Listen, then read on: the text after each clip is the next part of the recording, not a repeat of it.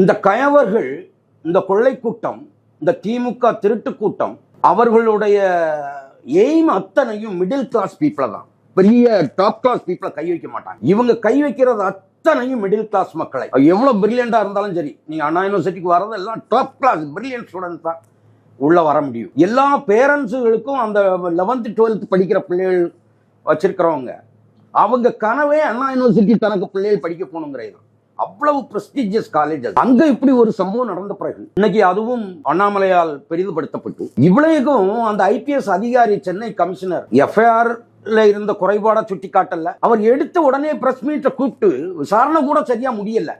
அதில் ஒரு ஆளு தான் என்று அவர் அரசாங்கத்துக்கு ஆதரவாகவும் இந்த மாணவியை பாதிக்கப்படக்கூடிய அளவிலும் ஒரு கருத்தை முன்வைத்தார். பத்திரிகையாளரை அழைத்து பேட்டி கொடுத்தார். அது மிகப்பெரிய தவறானது. ஒரு ஐபிஎஸ் அதிகாரியின் தகுதிக்கு முற்றிலும் தகுதியற்ற ஸ்டேட்மெண்ட் அது.